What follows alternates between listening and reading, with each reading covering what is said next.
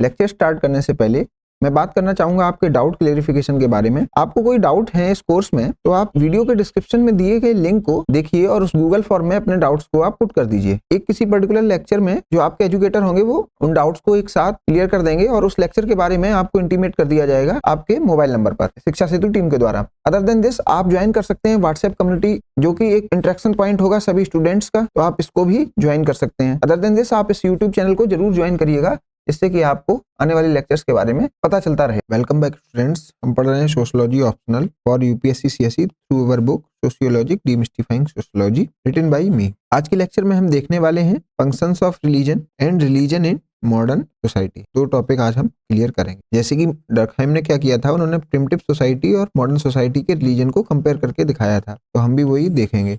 और फिर next lecture में हम रिलीजन टॉपिक खत्म करेंगे जिसमें हम बात करेंगे क्रिटिक उनकी थ्योरी के और उस वेबर का जो रिलीजन का कंसेप्ट है और डर्कहाइम का जो रिलीजन का कंसेप्ट उसको भी कंपेयर करेंगे। तो दोनों टॉपिक के बाद अपना रिलीजन का टॉपिक खत्म हो जाएगा। तो देखते हैं हम लोगों ने पहले क्या पढ़ा, 2 मिनट का रिवीजन करते हैं, उसके बाद लेक्चर पे आएंगे। हमने देखा कॉजल फंक्शनल एनालिसिस, जिसमें कॉज या मोटिव की बात करें वो क्या था, रिलीजन और सोसाइटी वर्शिप। तो कॉज क्या था, सोसाइटी वर्शिप या फिर टोटेमिज्म जो था एक इंडिपेंडेंट वेरिएबल, इसीलिए इसको कहा गया मल्टीपल वेरिएबल एनालिसिस या मल्टी वेरिएट एनालिसिस। फंक्शंस की बात करें या इफेक्ट की बात करें तो वो है पॉजिटिव सॉलिडारिटी, शेयर्ड मोरालिटी और सोशल ऑर्डर। ये है डिपेंडेंट वेरिएबल, ये देखा था। फिर हमने देखा था सैक्रेड क्या होता है। सैक्रेड का है not touch with impunity, detailed rules and regulation उसके रहते थे, पावर एंड डिग्निटी से एसोसिएट करते थे उसको। और सैक्रेड वो है जो प्रोफेन नहीं है, मीन्स यहाँ कहीं सैक्रेड है तो यहाँ कहीं प्रोफेन है, ऐसी कुछ बात थी। जैसे ये सैक्रेड है ये प्रोफेन है, लेकिन प्रोफेन से सैक्रेड बनने की कहानी भी थी। जैसे हमने गणेश जी की मूर्ति का एग्जाम्पल देखा या खंडित मूर्ति का एग्जाम्पल देखा, तो सैक्रेड से प्रोफेन की कहानी होती है और प्रोफेन से सैक्रेड की भी कहानी होती है। तो प्रोफेन से सैक्रेड जो बनती है, जैसे लड्डू दुकान में और लड्डू प्रसाद में, तो ये कहानी है प्रोफेन टू सैक्रेड, तो इसको कहा जाता है सैक्रिलाइजेशन। इसके बारे में भी डिस्कस किया था। फिर हमने देखा सैक्रेड क्या है जो प्रोफेन नहीं है। इसकी सैक्रेड को सैक्रेड कहा गया on the basis of faith और कॉमन सेंस, ना कि एम्पेरिकल रियलिटी। किसी ने कोई टेस्ट वगैरह नहीं किया, सैक्रेड को सैक्रेड कह दिया गया। तो ये यूटिलिटी के बेस पर नहीं कहा गया, ना कोई इंट्रिंसिक क्वालिटी की वजह से कहा गया। अगर शिवलिंग को सैक्रेड माना गया तो ऐसा कुछ भी नहीं उस पत्थर में कुछ क्वालिटी है, नहीं, उसको माना गया एक फेथ है इसलिए माना। और सैक्रेड की जो फीलिंग है वो यूनिवर्सल है। हमने आपको जैसे बताया, जैसे चाइना में है, इंडिया में है, सैक्रेड सिंबल्स अलग हो सकते हैं, यहाँ पे काऊ हो सकती है, यहाँ पे ड्रैगन हो सकता है, लेकिन फीलिंग सब जगह एक है। इसीलिए रिलीजन भी यूनिवर्सल है, ऐसा कुछ कहते हैं डर्कहाइम। और रिलीजन को लास्टली उन्होंने सोसाइटी डिविनाइज्ड कहा या सोसाइटी वर्शिप कह दिया, ऐसे उन्होंने कुछ बातें की। तो आज के लेक्चर में हम देखेंगे functions of religion. Following are the functions of religion as identified by Durkheim. तो ये फंक्शंस कौन बता रहा है, डर्कहाइम। क्यों बता रहे हैं फंक्शंस, क्योंकि ये फंक्शनलिस्ट स्कॉलर हैं। Religion should provide shared morality. Shared morality का यहाँ मतलब क्या है, कुछ ऐसे ग्राउंड जो कॉमन हो। जैसे इंडिया की बात करें, Maryada Purushottam Ram is worshipped not Raja Ram due to morality. हम लोग राजा राम की पूजा नहीं करते हैं, हम लोग मर्यादा पुरुषोत्तम राम की पूजा करते हैं, क्योंकि मर्यादा ही मोरालिटी है। तो और शेयर्ड मोरालिटी का एग्जांपल क्या है, सत्य प्रेम करुणा, कुछ ऐसे मोरल प्रिंसिपल्स जिसकी बात आपके मुरारी बापू भी करते हैं, सत्य प्रेम करुणा, ये भी शेयर्ड मोरालिटी का एक एग्जांपल है। तो ये सब बातें कहां से निकल के आ रही है, रिलीजन से। मींस रिलीजन क्या दे पा रहा है, shared morality, collective sense of right और रॉन्ग। मींस एक कॉमन ग्राउंड बनाता है, लोगों को बताता है कि ये गलत है और ये सही है। और ये रिलीजन से क्यों ऐसा कराया जाता है, क्योंकि लॉ बहुत सारी चीजें नहीं कर सकता, ये रिलीजन ही करता है। तो जिससे लॉ की दखलंदाजी इंडिविजुअल के प्राइवेट लाइफ में नहीं होती है, तो ये सब चीजें रिलीजन से कंट्रोल हो जाती हैं। तो एक इसका फंक्शनल पर्सपेक्टिव ये भी है। Without this shared morality social life is impossible and one can not live life in harmony and cooperation.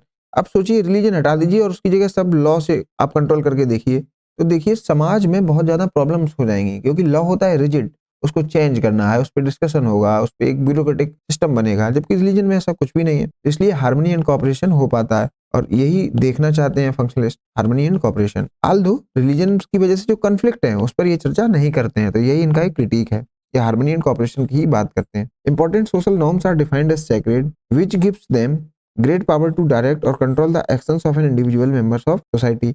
तो इंडिविजुअल को कंट्रोल करने के डायरेक्शंस मिल जाते हैं रिलीजन से। Example, in north Indian Hindu society cow slaughter is restricted through social control. तो social control से इसको रेस्ट्रिक्ट किया जाता है। तो बेनिफिट क्या मिल जाता है? No law related legalities are needed to be explored. ये लॉ के चक्कर में नहीं पढ़ना पड़ता है और दुनिया फंक्शनल बनी रहती है। As God is equivalent to society, जैसे डरखाइम क्या कहते हैं, गॉड और सोसाइटी एक ही बात है, बस ये डिविनाइज्ड फॉर्म में हो जाती है। Divinized society known as God. Hence relationship between man and society is same as the relationship between man and God. तो ये कह रहे हैं जैसे मैन और सोसाइटी का रिलेशन है, जैसे मैन और सोसाइटी का रिलेशन वो इक्विवेलेंट है किसके? मैन और गॉड के रिलेशन के बीच। क्यों? क्योंकि मैन गॉड से भी मांगता है बहुत सारी चीजें, भगवान कष्ट मिटवा दो, ऐसे मैन सोसाइटी की तरफ भी ओरिएंट होता है अपने कष्ट मिटवाने के लिए। एग्जाम्पल, मैन जाता है डॉक्टर के पास, उसे अपनी समस्याएं बताता है। यहाँ पे मैन अपने गॉड के पास भी जाता है, उसे समस्याएं बताता है। यहाँ पे मैंने एक देखिए ये इमेज लगा रखी है, ये भी एक सोसाइटी का मेंबर है और ये भी एक सोसाइटी का मेंबर है। तो ये अपनी समस्या किसको बता रहा है? सोसाइटी का आदमी सोसाइटी को ही बता रहा है। अब चाहे इसको आप डिवाइन फॉर्म में गॉड कह दीजिए, इसको गॉड मान लीजिए या टोटेम मान लीजिए, कुछ भी मान लीजिए, लेकिन है सोसाइटी ही सोसाइटी। सोसाइटी ही फंक्शनल है और सोसाइटी ही एक दूसरे की मदद करती है, ऐसे कुछ कह रहे हैं Durkheim. Hence society is real object of religious veneration. तो ये कह रहे हैं जो वास्तव में रिलीजियस वेनिरेशन इसके लिए है वो सोसाइटी ही है। मैन क्या है उसमें? रिसिपिएंट है और कंट्रोल्ड है। देखिए मैन रिसिपिएंट है और कंट्रोल्ड है, और सोसाइटी क्या है? कंट्रोलर और गिवर। कंट्रोलर और गिवर भगवान के नाम पर दे दे तो भगवान तो बीच में एक मीडियम बना लिए, वैसे देगी तो सोसाइटी ही। सोसाइटी क्या है वास्तव में? उसको रिलीजन मान सकते हैं। सोशल ऑब्लिगेशन क्या है? Sacred religious duties. ऐसे कुछ इन्होंने एक एनालॉजी ड्राइव किया है सोसाइटी और रिलीजन के बीच। Sense of humility, powerlessness and dependence in members of society and acknowledge society as infinitely superior. जैसे कि गॉड को हम मानते हैं इनफाइनाइटली सुपीरियर, ये कह रहे हैं ऐसे ही सोसाइटी को भी एक मैन इनफाइनाइटली सुपीरियर मानता है। देखिए इस इमेज में समझ में आ रहा है। Religion offers strength during life upheavals and turbulent times. Death rituals, example, death rituals help in confronting the grieve. अब देखिए ये भी एक फंक्शन है। मान लीजिए डेथ हो गई और डेड बॉडी रखी हुई है। आप कभी भी जब किसी की डेथ हो जाती है तो आप देखेंगे वहां पे एक निगेटिव माहौल होता है। वो क्यों होता है? और उस माहौल को ही हटाने के लिए, उस माहौल को खत्म करने के लिए, लोगों को कुछ मदद दिलाने के लिए वहाँ सोसाइटी इकट्ठी होती है। तो आप देख रहे हैं ये कैसे फंक्शनल है सोसाइटी, क्योंकि जब निगेटिव माहौल होगा, निगेटिव सॉलिडारिटी जैसी बात आएगी तो वहाँ सोसाइटी इकट्ठी होकर उसको पॉजिटिव सॉलिडारिटी में कन्वर्ट करने की प्रयास करेगी। तो अब जब सोसाइटी इकट्ठी हो जाती है तो लोग कहते हैं आत्मा भटक गई, नहीं स्वर्ग मिल जाएगा, भैया चिंता ना करो, रिवर्थ हो जाएगा। अगर जल्दी मौत हुई है तो कहेगा रिवर्थ हो जाएगा, परेशान मत होइए, स्वर्ग मिल जाएगा, अनुष्ठान कर लीजिए। ऐसे सोसाइटी आपको कुछ ना कुछ बता देती है, तो आप जिससे आपको स्ट्रेंथ मिल जाती है। अगर वो सोसाइटी ना हो और आपके सामने डेड बॉडी रखी हो, इवन आपको 4 कंधे तक नहीं मिलेंगे तो डेड बॉडी आप उसको क्रीमेशन ग्राउंड तक नहीं पहुंचा पाएंगे। इसलिए सोसाइटी तो बहुत इंपॉर्टेंट है और फंक्शनल है आपके लिए, इवन डेथ रिचुअल्स में भी। Religious rituals are generally associated with collective singing, dancing, chanting. ठीक है, जो भी रिलीजियस रिचुअल है उसमें सब कलेक्टिव हो रहा है, वो भी सिंगिंग हो रही है, डांसिंग हो रही है और चैंटिंग हो रही है। एग्जाम्पल के लिए जोर से बोलो जय माता दी, जोर से बोलो राधे राधे, भारत माता की जय, जय जय श्री राम। देख रहे हैं आप, इसमें सब कलेक्टिव लेवल पर हो रहा है और वो भी singing, dancing, chanting. Religion performs the function of bringing people together. तो फंक्शन क्या कर रहा है रिलीजन? फंक्शन, ये फोकस करिए इस पे, लोगों को पास ला रहा है। तो पर्पज क्या हुआ? फंक्शन क्या हुआ? Collective effervescence energy is produced and this serve to strengthen the bond among members of social group, serve to enhance the bonding, social solidarity भी कहा जाता है उसको, among different members of social group, जो हमें चाहिए था। मींस हमें सोशल सॉलिडारिटी ही चाहिए फंक्शनल स्कॉलर को, वो इससे मिल जा रही है। As per Durkheim, collective singing, dancing etc during religious ritual produces a collective effervescence which unifies the social group and enhances social solidarity। तो यूनिफिकेशन है, सोशल सॉलिडारिटी जैसी चीज है, तो इनके लिए तो रिलीजन फंक्शनल है और रहेगा। एक मैंने न्यूज़पेपर की कटिंग यहाँ पे लगाई है, टेम्पल फॉर द कॉन्स्टिट्यूशन। देखिए मॉडर्न डे रिलीजन में आप देखिए टेम्पल बन रहा है किसके लिए? कॉन्स्टिट्यूशन के लिए। तो आप प्रिमिटिव सोसाइटी में देखिए वो किसकी पूजा कर रहे हैं? टोटेम की। लेकिन आज पूजा किसकी हो रही है? कॉन्स्टिट्यूशन की। तो बस फॉर्म चेंज हो रहा है लेकिन सैक्रेडनेस की वाली जो फीलिंग है वो अभी भी है, चाहे प्रिमिटिव सोसाइटी में आ जाओ चाहे मॉडर्न सोसाइटी में। तो इसलिए डरखाइम कहते हैं रिलीजन पहले भी था और रिलीजन आज भी है, लेकिन फॉर्म ये चेंज करता रहता है। ए temple for the constitution in Thiruvananthapuram observe it's 3rd anniversary on August 15। तो यहाँ पर मैंने बस इसीलिए इसको लगाया कि आप देख रहे हैं कि कॉन्स्टिट्यूशन के लिए टेम्पल बना है, मीन्स कॉन्स्टिट्यूशन को भी एक रिलीजन की तरीके से देखा जा रहा है। Religion A form of social control, और इसके फंक्शन क्या है? ये सोशल कंट्रोल के काम आता है। एक तो सोशल सॉलिडारिटी के लिए भी काम आ रहा है और सोशल कंट्रोल के लिए भी काम आ रहा है। तो 2 फंक्शन हमने मेनली इसमें जो देखे वो ये 2 कीवर्ड आप याद रखिए, social solidarity and social control, इन दोनों को आप याद रखिए। It defines what is moral, means collective conscience या कलेक्टिव मोरलिटी जैसी बात, या शेयर्ड मोरलिटी इसको कह दीजिए। शेयर्ड मोरलिटी को ये डिफाइन करता है, सत्य, प्रेम, करुणा। It makes demand on the followers. तो डिमांड की बात क्या आई, मैंने आपको कल भी बताया था रिलीजन कैसे डिमांड बनाता है। आपको प्रसाद चढ़ाना है, यात्रा करनी है, जागरण कराना है, भंडारा कराना है, सब डिमांड कर रहा है। और डिमांड ये क्यों कर सकता है, क्योंकि रिलीजन को सोसाइटी वाले पावरफुल मानते हैं, तो रिलीजन जो भी कह देगा उसको तो करना ही पड़ेगा। तो ये अपनी विल तो सुपर इम्पोज आपके ऊपर करा ही देगा। It regulates conflict. तो मैंने एक एग्जांपल आपको दिया था सोशल बैटरी वाला, उसको भी यहाँ पे लिख लीजिए अपनी बुक में, सोशल बैटरी, या लिख लीजिए negative solidarity to positive solidarity की ये कहानी है। It regulates egoism and promotes unity and altruism. ये पॉइंट इसके अंदर आना चाहिए। Religion is a source of revitalisation, means ये स्ट्रेंथ देता है, स्ट्रेंथ एंड एनर्जी। मैंने एग्जाम्पल के लिए बताया कि जब मौत हो जाती है लोग इकट्ठा होते हैं। लोग बस इकट्ठा क्यों हो रहे हैं, क्योंकि उसके पीछे कुछ रिलीजियस ड्यूटीज हैं, तो और वो स्ट्रेंथ आपको प्रोवाइड कराते हैं। Religion is not just creed and faith, it is far more than that. तो रिलीजन ऐसा नहीं है बस फेथ और क्रीड की बात है, नहीं, ये सोशल सॉलिडरिटी, सोशल कंट्रोल जैसी कुछ बात। ही explained that religion becomes basis of similarity and दस ब्रिंग पीपल टुगेदर। ये कह रहे हैं अगर हिंदू है तो हिंदू सिमिलरिटी उससे एसोसिएट कर पाते हैं एक दूसरे से और साथ में आ जाते हैं अपने लड़ाई झगड़े भुलाकर। Specially in modern industrial society, even in industrial modern Indian society which are highly individualised. यहाँ पर इंडिविजुअल ही इंडिविजुअल है, कोई कलेक्टिविटी वाली बात कम है और डिफरेंशिएटेड सोसाइटी है। Religion perform the function of bringing people together. इस सोसाइटी में रिलीजन लोगों को पास में ला रहा है। आप इंडिया का एग्जांपल ले लीजिए, इंडिया का नहीं आप अमेरिका का एग्जांपल ले लीजिए, वहां पर भी रिलीजन की वजह से ही लोग पास में आ रहे हैं। आल्दो आप देख रहे हैं इन्होंने रिलीजन की वजह से कॉन्फ्लिक्ट है उसको तो बिल्कुल ही डिस्कस नहीं कर रहे हैं, यही इनकी एक बहुत बड़ा क्रिटिक है। अब देखते हैं religion in modern society. Friends हम देखते हैं सबसे पहले इसका सिलेबस। एक चैप्टर नंबर 8 है रिलीजन एंड सोसाइटी, उसमें भी हम इसको देख सकते हैं। पेपर 2 में चैप्टर नंबर 6 है पार्ट सी का, उसमें रिलीजन एंड सोसाइटी चैप्टर है, उसमें देख सकते हैं इसको।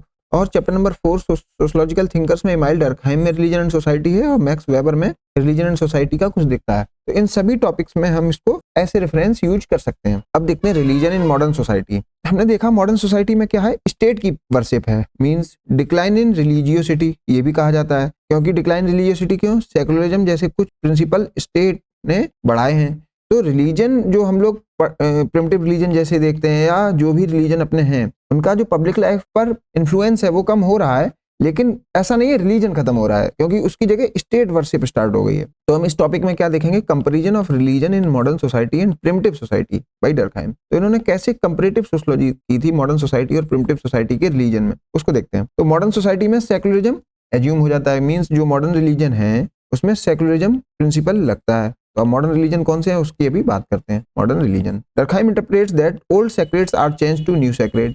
तो ओल्ड सेक्रेड क्या थे, टोटेमिज्म, मींस टोटेम को सेक्रेड माना जाता था। यहाँ पर न्यू सेक्रेड क्या है, नेशन वर्शिप, भारत माता। इंडिया केस में देखिए भारत माता पहले एग्जिस्ट नहीं करती थी, लेकिन जब इंडियन नेशनल मूवमेंट आया तो वहां पर भारत माता एक न्यू सेक्रेड की तरीके से ऑरिजिनेट करी। आज जो रिलीजन है वो स्टेट वर्शिप जैसा कुछ है। उसमें हम देखते हैं कौन कौन से day, independence day, Republic day, national flag, national anthem, constitution, ये सब न्यू सेक्रेड में आ जाते हैं। New sacred symbols of modern religion, constitution, parliament, national anthem, courts, national emblem. तो आप देख रहे हैं ये सब न्यू सेक्रेड है। तो रिलीजन अपना फॉर्म चेंज कर रहा है, ऐसा नहीं है रिलीजन डिसअपियर हो गया जैसे कि अगस्त कोम्ते या फिर मार्क्स कहते थे। तो डर्कहाइम उन दोनों को भी यहाँ पर क्रिटिक कर रहे हैं कि ऐसा नहीं है कि रिलीजन खत्म हो जाएगा, ये रहेगा, बस फॉर्म चेंज करेगा।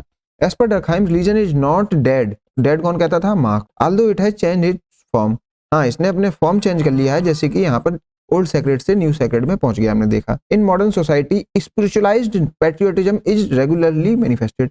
आज जो रिलीजन है उसका नाम क्या है, स्पिरिचुअलाइज्ड पैट्रियोटिज्म, जो दिख जाता है सेक्रेड सिंबल जैसे नेशनल फ्लैग से, नेशनल हीरोज से, न्यू टोटेम्स इन मॉडर्न सोसाइटी। एक और कंसेप्ट है सिविक रिलीजन, या कभी कभार इसको सिविल रिलीजन भी कहा जाता है।